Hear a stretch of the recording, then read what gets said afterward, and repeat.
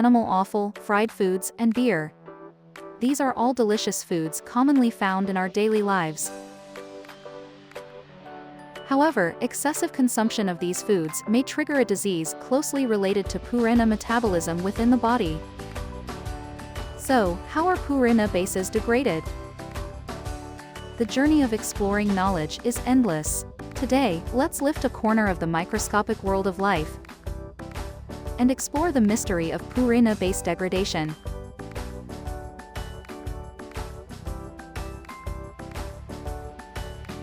Purine bases are widely present in our body's cells, primarily originating from dietary intake and the metabolism of cellular nucleic acids. In the human body, purine bases are ultimately degraded into uric acid.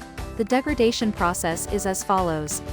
Purine nucleotides such as adenosine monophosphate and guanosine monophosphate are first hydrolyzed by nucleotidases to remove the phosphate groups, generating purine nucleosides, adenosine and guanosine. These purine nucleosides are further hydrolyzed by purine nucleoside phosphorylase to remove ribose, producing free adenine and guanine. Adenine is deaminated by adenosine deaminase to form hypoxanthine, which is then oxidized to xanthine by xanthine oxidase. Guanine is deaminated by guanine deaminase to form xanthine. Finally, xanthine is oxidized to uric acid by xanthine oxidase and excreted via the kidneys.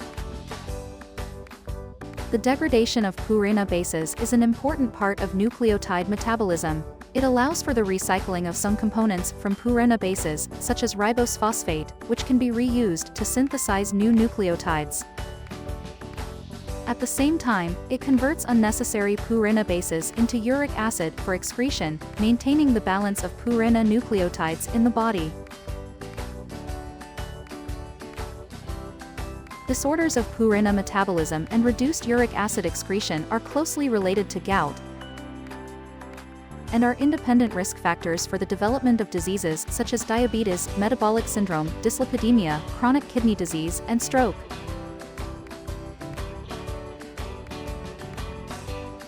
Gout is a crystal-related arthritis caused by the deposition of monosodium urate crystals and is directly related to hyperuricemia caused by purine metabolic disorders and reduced uric acid excretion. It often manifests as acute arthritis attacks, tophi formation, chronic tophaceous arthritis, urate nephropathy, and uric acid nephrolithiasis. In severe cases, it can lead to joint disability and renal insufficiency. Gout is often accompanied by other manifestations of metabolic syndrome, such as abdominal obesity, dyslipidemia, type 2 diabetes, and cardiovascular diseases. The treatment of gout mainly focuses on two aspects: relieving inflammation and pain during acute attacks, and long-term reduction of blood uric acid levels to prevent recurrence. Commonly used anti-gout drugs in the clinic include allopurinol, a competitive inhibitor of xanthine oxidase, benzbromarone, a non-competitive inhibitor, and febuxostat. Allopurinol, the earliest to be used, acts as a hypoxanthine analog to inhibit xanthine oxidase and as a suicide inhibitor that is oxidized by xanthine oxidase to form allopurinol diol, thereby inhibiting uric acid production. The accumulated hypoxanthine and xanthine are excreted in urine and have no impact on renal function. Gout is often associated with poor dietary habits, genetic factors, medications, and obesity. Excessive intake of high purine foods, such as seafood, animal offal, and alcohol, can easily lead to elevated uric acid levels. Long-term staying up late, lack of exercise, and being overweight can affect the metabolism and excretion of uric acid. Therefore, in daily life, it is important to manage one's diet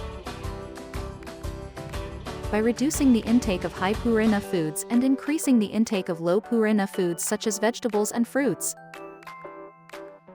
avoiding alcohol and drinking plenty of water to promote uric acid excretion, adjusting lifestyle habits, engaging in regular exercise, maintaining a regular schedule, and regularly monitoring blood uric acid levels and related indicators are essential.